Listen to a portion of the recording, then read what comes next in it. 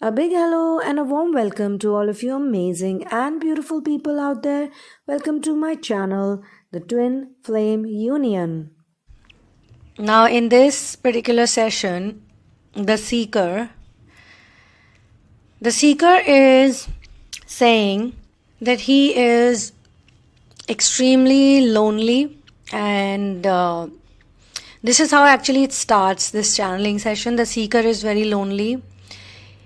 He or she, it's not gender specific, is betrayed by many people of his own clan, of his own family, or his own people, his own love, his or her.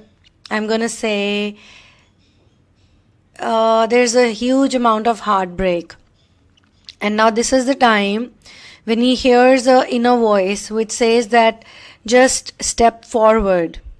Okay, just step forward and release or remove the boundary, the wall or the block.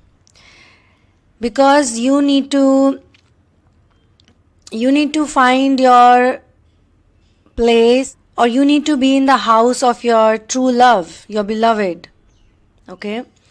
In many traditions and many spiritual cultures, especially Sufism, even Hinduism, many seekers, actually even Rastafarians do that. They call their source integration to be integrating with the true love. So they call the source beloved also. So here also, come to the real beloved, come to the true beloved. Because you're not here, so your space is empty. Okay? So come over.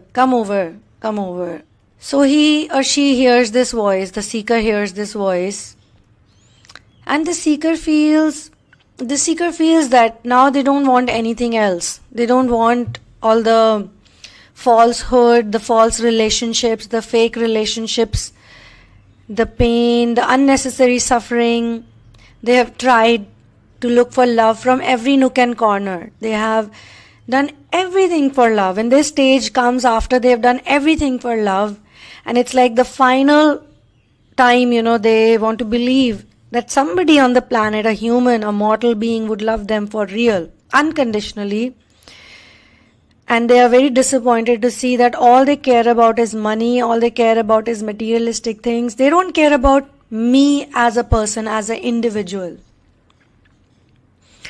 So he says this to himself or herself, because we need to understand, when there was nothing, nowhere there was nothing, then also this unconditional source of love was there. Okay? And he says that he or she again, I want to submerge into you now. I'm really done. There are a lot of tears, there are a lot of painful tears, and there are tears of realizing that after they surrender in this manner, the seeker feels really peaceful.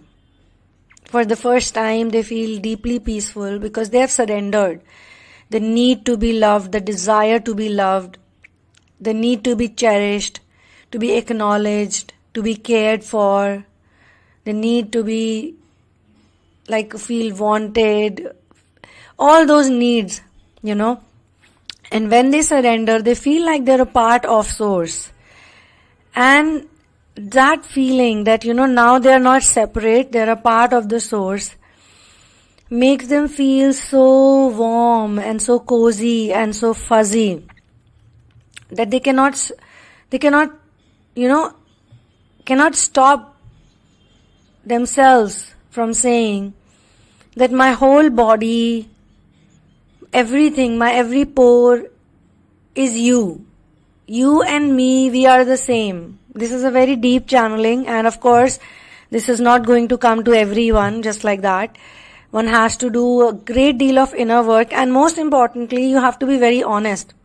Sometimes I have met some people who don't do many rituals, don't do any, this practice, that practice, blah, blah, blah, but they are just very deeply observant and they're very honest. They cannot fake anything. They are ridiculed, They are rejected, they are thrown out, they are betrayed, they are backstabbed, they are ganged up upon, but they will not be fake. That's the last thing they are gonna do. They will not be fake. Even if someone pays them, I don't know how many dollars, but they will not be millions of dollars maybe, but they cannot be fake. And that's the reason why they feel that, you know what, I cannot go into businesses where I have to pretend. I cannot go into jobs where I have to pretend. Unless they have a mission to feed somebody, unless they have a mission to take care of somebody, they will not accept any job or any work, and that too they will question. They don't want to be in a place where they are taking part in killing someone, indirectly or directly. Like, they don't want to work with some company that distributes some kind of drugs or medicines which don't help anyone. Or say working for a butchery store. Or say working for some kind of a news channel which is all about spreading lies. So that's why we see these days many journalists have started coming up who don't conform to the fake media, the false media. They share very realistic news. So I'm talking about honesty from those perspectives. Like a politician who is completely different from other politicians. He's not selfish, he's not greedy. He says, okay, kill me, but I'm not gonna do this, that you'd want me to do. I'm not gonna accept any money, I'm not gonna accept any bribes. A few weeks back actually, or maybe 2-3 months, I guess, I met a police officer who was a retired police officer. In his whole life, he had never taken any bribes. He never took any bribes, okay? He lived very simply. He did not make any much big amount of money or anything, but he's very honest. And he was talking to me and telling me, that my family thinks that I'm an idiot. Because all the other police officers, my colleagues and peers, they made a lot of money by doing this type of bribe acceptance and all that. But I did not do it. So they kept telling me, you're a fool. You're a fool. So imagine your own family members, your own people, your own wife or husband or children. They want you to do wrong things only to satisfy their needs. This is the same thing that happened to Valmiki. Valmiki earlier was a Daku. Daku means dacoit. He was Ratnakar Daku, and he used to kill a lot of people. He used to plunder and loot a lot of people, and all that money he used to take, all the jewelry, he used to take it to his family and to, take care of them. So one fine day, Narad Muni bumps into him in a forest. A lot of people tell Narad Muni, don't go to that side. This dacoit is there. He's gonna kill you. He's a crazy dacoit. Narad Muni says, I don't care. He and me are not different. We are the same. Let me go. So Narad Muni goes to him, and as soon as he sees Narad Muni, he jumps on Narad Muni and says, I'm gonna kill you. Give me whatever you have. He says, I don't have anything. I only have these things, which are probably useless for you, because I am a person who is living like a fakir, like a monk. I don't carry anything with me. I don't carry any gold jewelry or any cash or anything. So he says, well, then I should kill you. He said, okay, well, before you kill me, just answer my question. You can kill me, all you want you can do to me, I don't care.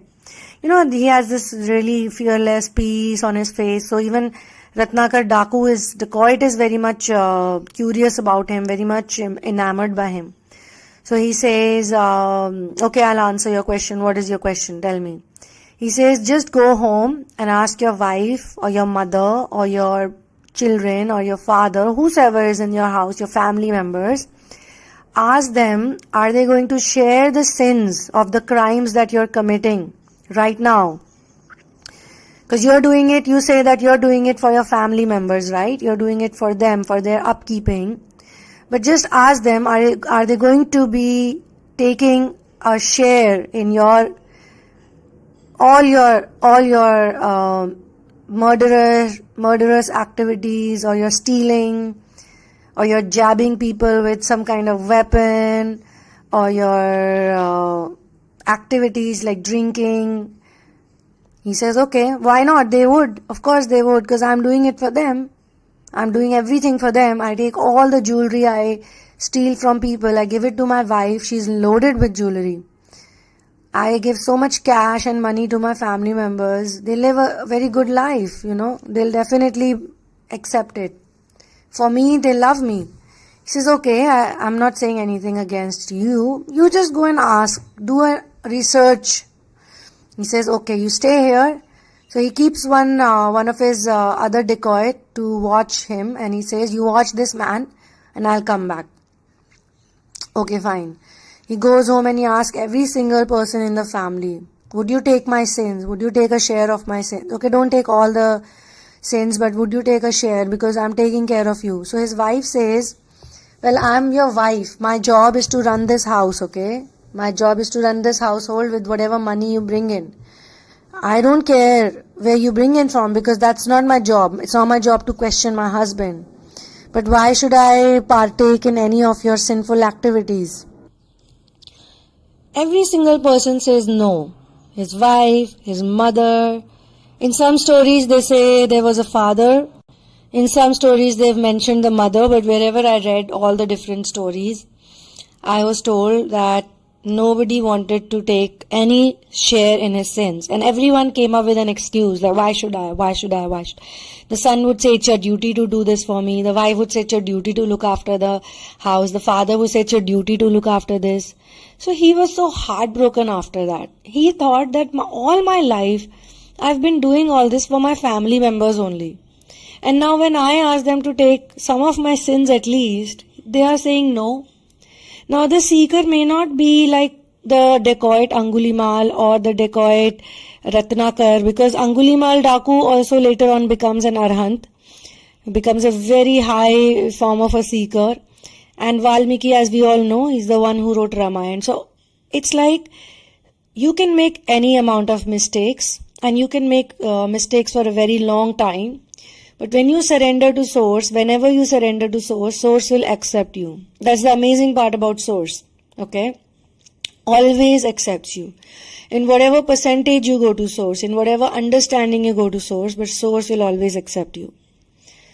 So the seeker feels, that I just want to be a part of this Source which does not judge me, which does not question me. Most importantly, which does not want me to conform, because here in this session I see that the seeker's family members, for whom he left or she left everything, they left everything for them, like to do something for them, and maybe they were not successful.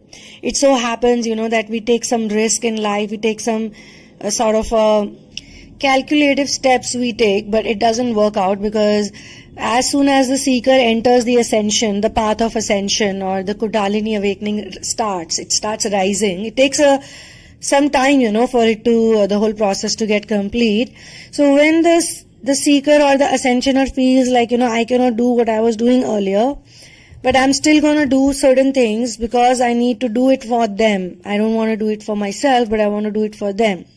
The seeker thinks that they are his mission, but actually, his or her, but actually they are not the mission. They are not a part of the mission. They are just the karmic stimulants or the aggravators or the trigger creators. In fact, they are also equally in need of the support of the seeker, but they usually don't thank the seeker. They usually take a lot of credit for everything, even if the seeker, the ascensioner has done a lot for them, but they always say that, no, not done so much for me, I am the one who's doing everything. So at the end they become we are the boss. So the ascensioner is tired of this, can't take this anymore. Okay, I don't want any more. You can't give me acknowledgement, you can't give me any love, you can't give me any validation, but all you give me is just complaints, cribbings, just saying you're not good enough, not good enough, not good enough, do this as per us. So this is not love. And I'm not saying all this because I want to say that, okay, they are the villains or he or she is the hero. No. The reason is that it's for the ascensioner to find out that how they love is not real love. Their love is very demanding. Even a mother would not love a son who doesn't look after her, because she wants the son to look after her. Even a son doesn't like, I'm talking about the worldly people, I'm not talking about 5D people. In the worldly reality, if the children get some property or some legacy or some money, they really like the parents. In fact, after taking the property, they can even kick the parents out. Even that happens. So I tell a lot of people who are in their old age, I tell them not to give the property to anyone till they are alive. Make a will that after my death, this should happen or that should happen. And don't share about it to them, otherwise they'll start fighting with you over the division of property. So this is the type of love people have on planet Earth for their own so-called biological family members or relatives. A lot of people have told me that it's the relatives who create maximum problems for me. Every time my auntie or my uncle comes over, they say, okay, why don't you get married? Or why don't you get a job like that? Or when are you going to be successful? Or when are you going to buy a car like your this cousin or that cousin is doing things? Why don't you do it? Or they'll, their only job is to suck out the positive energy in you, most of them.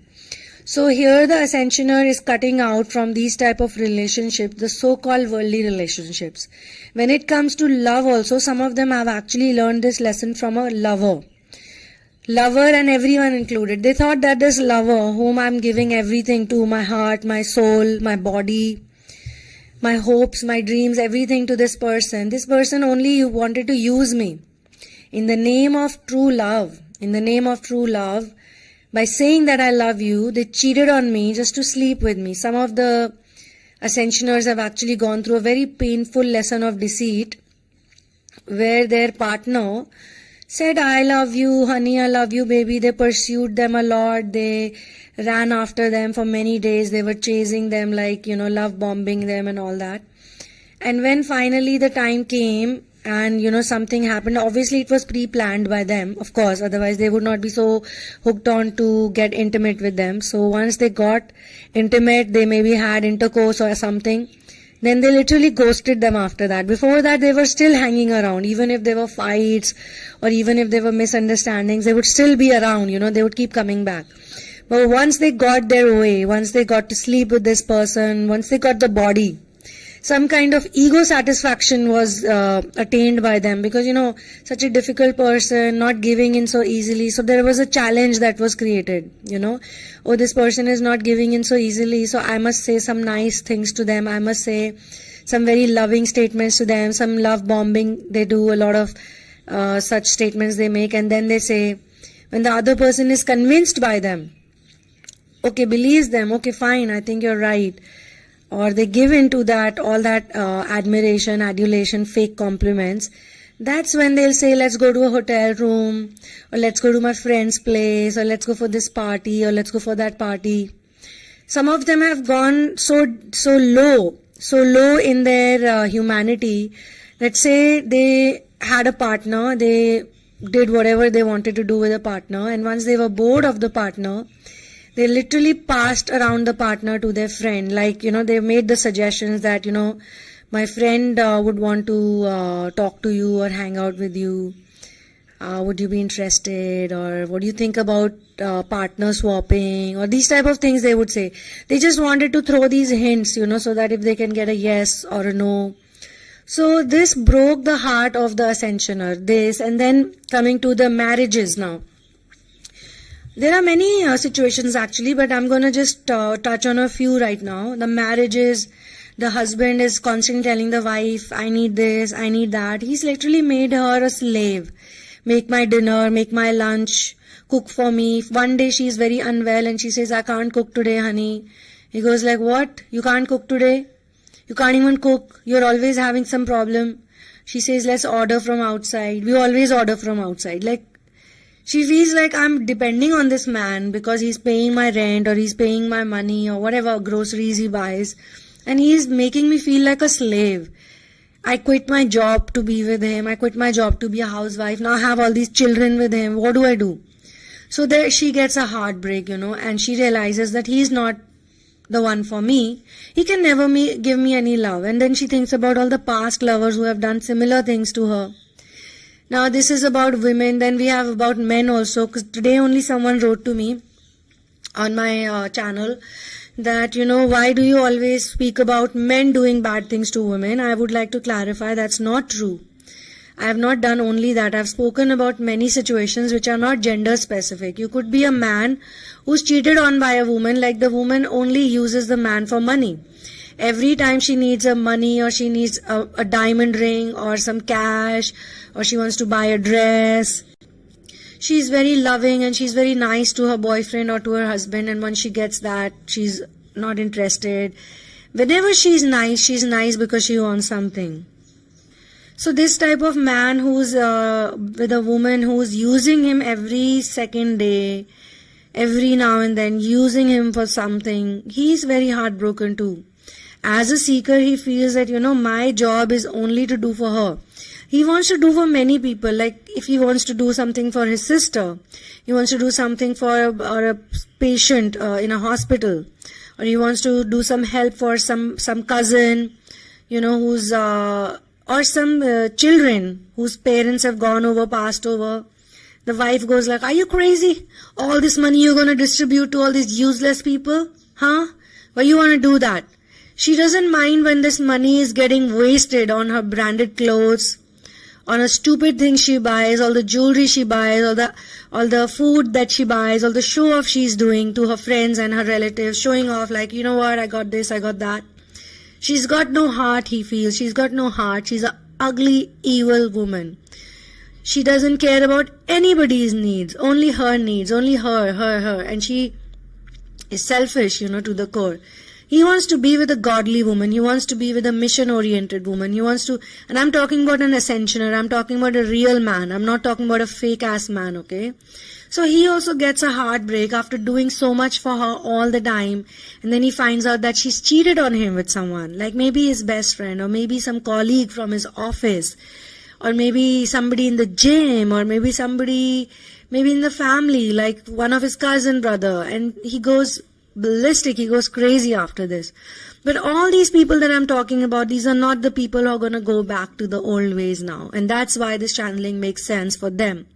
If you are still stuck in the runner-chaser dynamic, going back to these stupid people, coming back, going back, pleasing other people, or one day saying, oh, no, I'm not going to do this, I'm going to be on my own, I'm going to love myself, I'm going to be integrated to source only, source is my true love, but the next day doing the same things. So it's not for them, it's not going to work for them, okay? Here, the person that I'm talking about in the channeling, the one who holds this energy, is feeling pure bliss right now. Pure bliss, okay? Pure bliss of the source integration. They are so thankful, so full of gratitude, because after being thrown away, after being chewed like a chewing gum and thrown in the trash can, sometimes on the street, they feel like that, and source has accepted them. Despite whatever condition they are in, whatever horrible condition they are in, source has accepted them, and source has started loving, giving them the love, and they feel it. They feel so relaxed, they feel so calm, they feel so peaceful. Oh my God, they feel so nice right now. They feel so warm, so cozy. Source is taking care of them.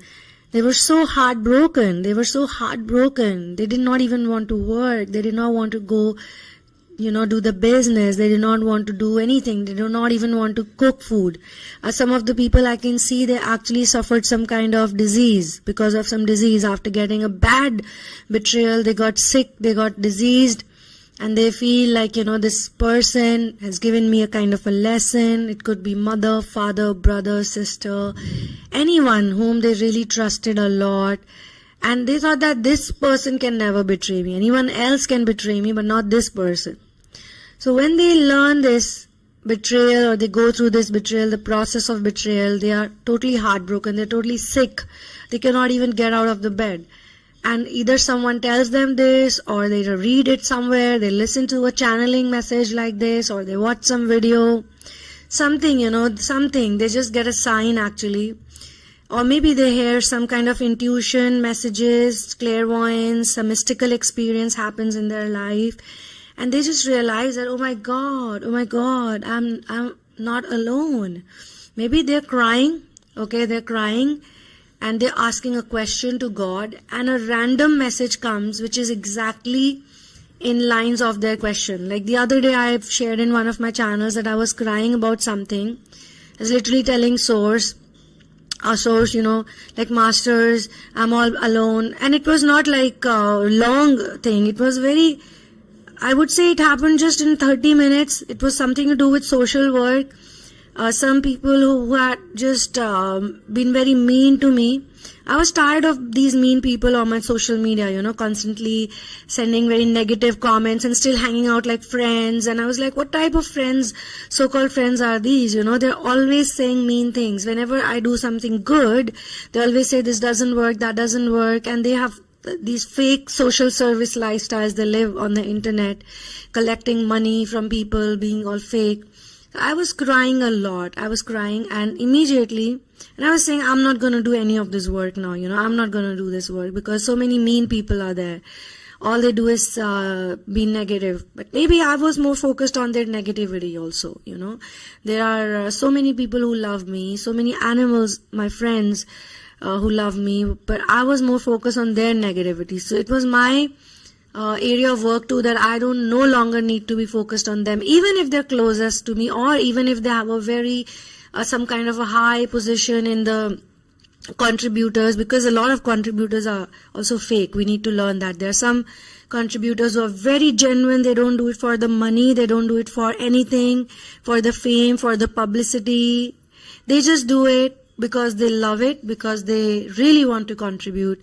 So there are some of that also, some like that, who are very inspiring people, So immediately at that point only, somebody sent me a message with some kind of a contribution they were doing related to nature. Something, it was so much in the same context actually. I was doing something related to Mother Nature, and another fake social worker wrote to me saying that, whatever, they were just trying to tell me that you're no good and you're stupid and your opinions are stupid and things like that. And I was really shocked. Like they say, oh, I'm a vegan, but they're constantly drinking alcohol, They say I'm a vegan and they wear fur coats. Like, what type of vegans drink alcohol? Or they say, like, it's literally like saying that I'm such a kind-hearted person and I'm this and I'm that. I'm an animal lover. And then somebody on the street is slapping an old woman, but they laugh at it. Oh, look at that old woman getting slapped. She must have done something, So how can someone be? It's only because they have a certain field or they have a certain area that they work in, so they maintain an image. So I was so deeply sad about this situation, and somebody from the community sent me a message with a photograph of some nature related, a very small initiative but very beautiful initiative they were doing. And the message said, we are with you. We are with you. And this is exactly when I was saying, who is with me, who is with me on this? Who understands me? And the message was, we are with you. So sometimes, it is so like, there is a huge epiphany. For other people, it may look like a small thing. Like, you're crying about something, you're sad about something, you're totally heartbroken. You're like, I cannot do this, I cannot do that. And you just walk past a huge hoarding which says, but I love you, or anything, but I'm with you, or like, you're not alone, or keep moving. It's just a fraction of seconds, It's like the message or a piece of paper, like how it happens in the movies. A piece of paper just flies to you. It's windy day, you're going through some kind of a confusion. A piece of paper flies towards you and you see the paper. Something is underlined on the paper and you pick the paper and you read the paper and it says something which is related to your concern. So you're like, how the hell this paper came to me from nowhere? Is this not magical? If this is not magic, then what is? If this is not mystical, then what is? Or you're just saved in the right time. You're drowning and somebody saves you. It feels like that, So here, I would like to just sing a few lines, which reminds me of this feeling. When a person is feeling the merge with the source and after they have literally disilluted themselves, like they don't want any of the worldly things, like they're done, 100% done this time, They've also done this coming and going, but now they are done. So, रंग रेजा रंग मेरा तन मेरा मन ले ले रंगाए चाहे तन चाहे मन, रंग रेजा रंग मेरा तन मेरा मन, ले ले रंगाए चाहे तन चाहे मन। सजरा सवेरा मेरा तन बरसे, कजरा अंधेरा तेरी जलती लौ, सजरा सवेरा मेरा तन बरसे, कजरा अंधेरा तेरी जलती लौ, खतरा मिले जो तेरे दर पे से, ओ मौला मौला मौला। कुन फाया कुन फाया कुन फाया कुन, कुन फाया कुन फाया कुन फाया कुन, फाया कुन फाया कुन फाया कुन फाया कुन, फाया कुन फाया कुन फाया कुन। So my friends, no matter what your situation is, no matter what your betrayal has been, no matter what your pain has been, no matter how horribly you have been rejected by those people who mattered you the most, it could be a lover, it could be a partner, a business partner, mother, father, sisters, neighbors, anybody you trusted deeply. If they have done this to you, then I'm going to say the same thing. Then forget about those people. All the relationships are not real on this planet. They're all illusionary. Even if they don't want to do it, we will just do our duties. We will do our duty, and we never have to show to them that we need them. This neediness, this disgusting neediness is the reason of your pain. Stop being needy. Be independent. Be integrated. One love and peace out.